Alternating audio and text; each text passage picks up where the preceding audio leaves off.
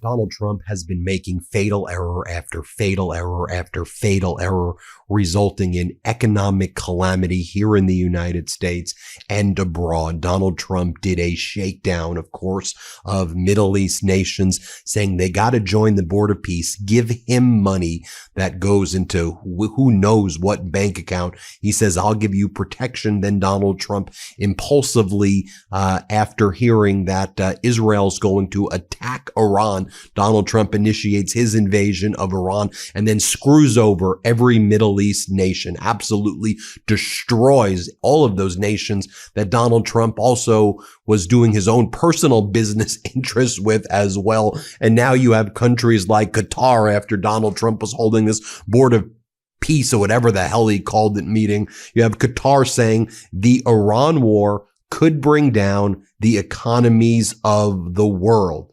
That's what Qatar's saying. Qatar usually will give you statements when it comes to the economy that's even keeled. They're saying economic calamity. The entire economies of the world could be on the brink of crashing. They warn that oil, right now, $95 per barrel, that could see $150 per barrel within days as Gulf countries prepare to shut down production. Qatar predicts that all Gulf energy exporters will shut down production within days. Let me repeat that. Qatar predicts that all Gulf energy exporters will shut down total production within days. And even if the war then ends immediately, all of a sudden, Donald Trump declares fake victory, even though he's a loser. Qatar says, look, it'll take us weeks or even months to return to normal. And Qatar predicts that natural gas prices are now going to rise 400%.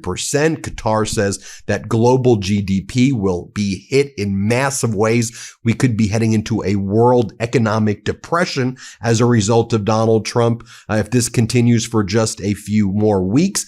And Qatar says that the war will delay all expansion plans for countries in this region. So Donald Trump, of course, responds with a panicked response, because that's what the Trump and his regime always does. So they say, okay, here's what we're going to do.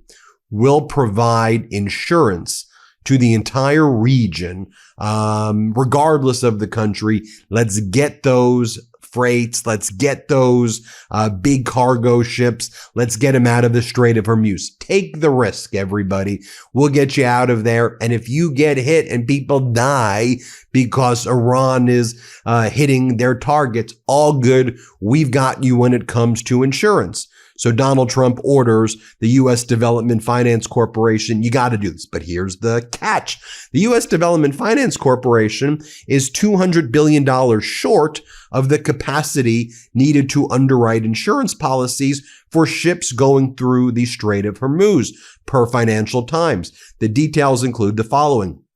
The U.S. DFC was ordered by President Trump this past week. Insure vessels, give them insurance in the Strait of Hormuz, because no insurance company is going to do it right now. So Trump's like, the government will do it. Big government. The government here in the United States that rips away people's health care, that sends ICE and Border Patrol, Gestapo to kill people, right? The destructive government. They're going to do insurance when it comes to these cargo ships. But DFC reportedly has a $154 billion of the 325 or 352 billion needed to underwrite insurance policies. Raising the total liability cap for the US DFC would require an act of Congress. Traffic in the Strait of Hormuz is now down 92%, nearly 20 million barrels per day of oil supply are currently frozen. So then after Donald Trump realizes, we don't have the money, he's like, all right, let's do it on a rolling basis then. And we'll basically do like 20 billion a ship, 20 billion a time. And let's do it that way. But no ships are leaving the Strait of Hormuz right now, as long as Iran continues to be able to operate the way they are with their Shahed drones and ballistic missiles. And you saying that you have this money and you don't, at this point, you have negative confidence in you. In essence, people recognize, like they should have from the beginning, that you're an absolute con man. And you talk about the economic calamity and the fatal decisions by Trump on top of fatal decisions. As the Financial Times reports, depleted oil reserves now leave the United States exposed as Iran war pushes up prices. So the strategic oil reserve is currently at 415 million barrels or so, or 58% of what it needs to be. Trump never took advantage of the lower oil prices that existed before during this past year in order to top off the country's emergency supply before launching this war against Iran, which is creating an absolute catastrophic effect. And one of the things that Donald Trump promised on his campaign, but everything he says is an absolute lie, is we're going to replenish the reserves. We're going to replenish the reserves. Now, one of the things that Biden actually did effectively, but Trump and MAGA were criticizing, is that Biden would sell portions from the strategic reserve to actually make profits off of them. And then when the price of oil would go low, Biden would replenish it. But there were times when the strategic reserves would be low. But Biden was actually executing very sophisticated oil trades at the time. But anyway, that was being criticized by the Trump regime. And one of the big things that Trump was saying, I mean, he said a lot of crazy things during the campaign, mostly crazy things. But one of the things he was like is, you're not replenishing the reserves. So Trump had the ultimate ability to replenish the reserves. And also, he invaded Venezuela. And one of the things he said he was going to do, remember with Venezuela, I'm going to take that oil and replenish the reserves. He didn't do that. So let's ask the question. So where the hell did that oil go? To Donald Trump's oligarch buds. Donald Trump took the money and moved it to Qatari bank accounts. And now Qatar's under attack. That's what Donald Trump put it into accounts for himself when he could have, if he was focused on the national interest, replenished these strategic reserves. And so we're just getting data point after data point right now that is very, very worrisome, because you have Donald Trump launching this war. And when we talk about the fatal errors, the fatal moves, the fatal maliciousness by Donald Trump, we already saw inflation rising. Inflation was starting to surge because of Donald Trump's tariffs against the world. The Supreme Court gave Donald Trump an ultimate out when they ruled against his IEEPA, emergency tariffs against the world, saying you don't have this power. So what does Donald Trump do right after? He invokes Section 122 of the Trade Act of 1974, which is also inapplicable. He says, I'm going to use this, and then I'm going to use all of these tariff inspection capabilities. So I'm raising the tariffs to 15% across the entire world. So Donald Trump does the Section 122 unlawful thing, 15% tariffs against the entire world. The world is pissed, livid at Donald Trump for doing this. And then Donald Trump invades Iran, doesn't listen to what the other countries in the Middle East who were just there for his stupid Board of Peace thing, were saying to him. He doesn't replenish his oil reserves. He screws over the allies, or whatever you want to call the people who Donald Trump does these quid pro quo deals, these countries in the Middle East. We don't have allies. Donald Trump's been attacking NATO, saying he's going to invade Greenland. So he's turned NATO away from him. This is all of this is happening at once. So while you're getting all of this data, yesterday, on Friday, we learned that there was a massive 92,000 job loss numbers came out for February. Unemployment surged to 4.4%. And that data is data that is before Trump's invasion of Iran. That's right. U.S. payrolls fell 92,000 in February. There was an expectation of 58,000 job gains, but it fell 92,000. That is very, very, very bad stuff right there. High blood pressure is the #1 risk factor for mortality. Half of all adults have it, and everyone knows someone in their life who deals with high blood pressure. And here's the dangerous part. It doesn't hurt. It doesn't knock on the door. It just quietly damages over time. By March, New Year momentum, it's gone. Life is busy again, but blood pressure doesn't take the season off. There's a lot in life we can't control. Your blood pressure isn't one of them. This isn't guesswork. Grab a home blood pressure monitor, drink 120 Life daily, and check your numbers. Many people see improvements in as little as 2 weeks, which is exactly why this product has become so popular. If you're over 40, if it runs in your family, if your doctor has ever mentioned it, this is for you. 120 Life is a once-a-day functional drink made with ingredients that help support healthy blood pressure. It's not a pill, not a stimulant, not some trendy wellness gimmick. It tastes great, it's refreshing, and it's made from a blend of superfruit juices. It fits into real life. And the powdered version has just 1 gram of sugar, making it a smart option for people watching blood sugar. Hundreds of doctors actively recommend 120 Life to their patients. Over 1,000 health professionals have supported or endorsed its use. It's increasingly becoming a go-to, a natural tool in clinical settings, not just wellness circles. Go to 120life.com, that's 120life.com, and use my code MIDAS for 20% off. Try it risk-free for 2 weeks. If your blood pressure doesn't come down, you get a full refund. Go to 120life.com and use the code MIDAS to save 20%. Don't wait until next month. Nothing to lose except higher blood pressure numbers. Go to 120life.com and use my code MIDAS for 20% off. Use code MIDAS today. These statements have not been approved by the Food and Drug Administration. This product is not intended to diagnose, treat, cure, or prevent any disease. So with all of this taking place, you're wondering too, like, what's going on with BlackRock? What's going on? Not that I care, but it's an indicator also of what are these oligarchs doing? What's going on there? So BlackRock just froze $1.2 billion in withdrawal requests at its private credit fund. Investors in BlackRock's $26 billion fund asked to pull out about 9.3% of their money. BlackRock said no, capped withdrawals at 5%. Blackstone's $82 billion fund saw record withdrawal requests the same week. Blackstone had to put in $400 million of its own cash to cover the exits. 2 of the biggest funds on the planet are limiting how much you can take out.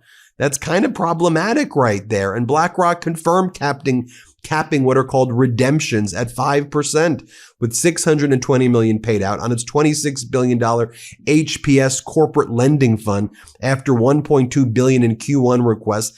A 9.3% net asset value was reported by Bloomberg and Barron's on March 6, 2026.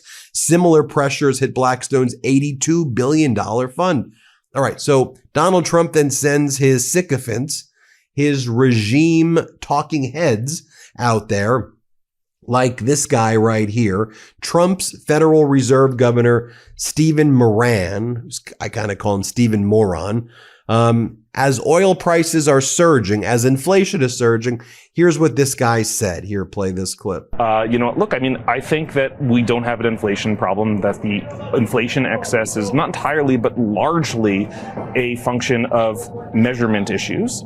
I think that the labor market can use more accommodation from monetary policy, and I don't see having a modestly restrictive stance of monetary policy as opposed to a neutral stance as being appropriate. I think being close to neutral is appropriate. And is the notion of an extended pause in itself dangerous, do you think? Is time of the essence that much? I think that the longer we run policy to be too restrictive, the greater a risk we run that we see jobs prints like we did today. Okay, now here is what Kevin Hassett, Donald Trump's national economic advisor, had to say. Here, play this clip. Are there enough asterisks, in Jim's words, to make this number make more sense? Well, I think, Jim's right that there have been so many strong indicators this month that it's something of a surprise, but there's some weather, there are strikes on the West Coast, and I think that we also have this birth-death model, the change in the procedure at the BLS. And so I think what we need to start doing with these jobs numbers, at least on the payroll side, is take the average over a few months. And if you take the average over a few months, we had a surprisingly positive one last month and a surprisingly negative one this one. But on average, it's about what we expect to be seeing, because immigration has gone down by so much that break-even employment is probably in the sort of 30 or 40,000 jobs a month range. And so, yeah, I think it's consistent with everything else we're seeing, which is that the economy is really strong. And more from Kevin Hassett right here. Let's play it. This economy is moving the fastest we've ever seen. And with, say, 4% growth this year, which is about what I expect that we're going to see, then there'll be so much activity that everybody's going to be able to find a job that wants one. Donald Trump's Labor Secretary, Lori Chavez-DeRemer, said the following. Madam Secretary, 92,000 jobs out in February. Fewer jobs in healthcare, fewer jobs for information services because of AI. The weather hurt things, government employment down. If you add it all up, it doesn't look good for the Trump economy. Yeah, I couldn't agree with you. I think we have to address the fact that this is not a good report in its raw numbers, but we have to also talk about why this possibly has happened, this snapshot in time. It was mentioned, the weather. We saw healthcare numbers go down. We saw a record strike in California, over 30,000 jobs lost there, but that has been resolved. So we're hoping to see those numbers tick back up next month. But overall, we've gained 60,000 new jobs over the last 2 months. So this is important for us to recognize what the message is here, what the noise is, and how focused the Labor Department is in making sure that we can bring back those jobs in construction, manufacturing. We're seeing the confidence go up. We've seen the investments that the president has made. I've said it over and over again. The president and I talk. We visit on this often. It's important to him. We're laser focused to make sure that we have that skilled workforce. And it's just going to take some time. So we're recognizing what happened this month, and we're going to stay laser focused to bring those jobs numbers up. More from Lori Chavez-DeRemer right here. Let's play it. The midterms are about roughly 9 months away. How soon can we expect the jobs picture to pick up sharply? More jobs coming into the economy. When are we going to see that? Well, I think we have seen that tick up a little bit. Again, this number in its raw numbers is not something we wanted to see, but overall, we're still better than what we inherited from the Biden administration. So again, in the last 2 months, Stuart, 60,000 jobs have been created. And we need to remind ourselves that I'm working with our community colleges and our tech schools and our private industries so that we recognize what the market demands are and get in that trained workforce as soon as possible. Here's how they tried to cover it up on state regime media. It's what Maria Bartiromo said. Here, play this clip. Cheryl, you've got to also counter in the fact that we had a horrible winter. Okay. The February storms caused a lot of issues. People did not want to leave. Maybe they'll look at that for the retail sales. But even in January, you know, it was messy. As you heard from Jerry, it's always messy. It's the month after the holidays, people returning stuff, et cetera, et cetera. What else do you look at this morning, Cheryl, that's informing? Well, the retail sales number that we got crossing along with the jobs report, I thought was very informative. Look, 3.2% annual retail sales year over year, not adjusted inflation, but that is a strong number. You know, the unemployment rate, it's, you know, a little bit higher than it was over the last year, but historically the unemployment rate in this country is at a very low level. And also, to your point about the weather, that was a factor in this report along with the strike in healthcare. And that was at the top of the government's list this morning when they released the report. It was the third line in that report. You know, they highlight this because they want to make sure that matters. And then the MAGA Republicans in Congress, like Mark Alford, is like, you know what? When you have this type of kinetic conflict, this is what happens. Buckle up. This is the sacrifice we need you to make if you're patriotic. Here, play this clip. I think we all know that when you have a kinetic conflict like this, whether you want to call it a war or not, we are putting energy, resources, money into this. It is going to take a little bit of sacrifice on the part of Americans. There is a political component to this. We have the midterms coming up. The Democrats have tried to make it about affordability. That will certainly play into that. But I think the average American in my district understands the need that we decapitate this terrorist regime and make sure it never grows ahead again. And then Treasury Secretary Scott Bessent says, you know what we got to do here, which is going to be great? We got to help Russia out. Let's do more unsanctioning of Russian oil. We've already just unsanctioned Russian oil to India. Let's do more of that. Let's help Russia get really rich right now while we beg Zelensky for help on how to knock down these Shahid drones. So let's screw over Zelensky, help Russia, Russia's allying with Iran to attack the United States and to give them coordinates. Let's help Russia. What a brilliant regime this is, the Trump regime. Here, play this clip. The Indians had been very good actors. We had asked them to stop buying sanctioned Russian oil this fall. They did. They were going to substitute it with U.S. oil. But to ease the temporary gap of oil around the world, we have given them permission to accept the Russian oil. We may unsanction other Russian oil. You know, the other thing Treasury can do here, Larry, is there are hundreds of millions of barrels of sanctioned crude on the water. And in essence, by unsanctioning them, Treasury can create supply. And you know, we are looking at that. We're going to keep a cadence of announcing measures to bring relief to the market during this conflict. And there you have it, folks. Let me know what you think. Hit subscribe. Let's get to 7 million subscribers, and thanks for watching. Want to stay plugged in? Become a subscriber to our Substack at MeidasPlus.com. You'll get daily recaps from Ron Filipkowski, ad-free episodes of our podcast, and more exclusive content only available at MeidasPlus.com.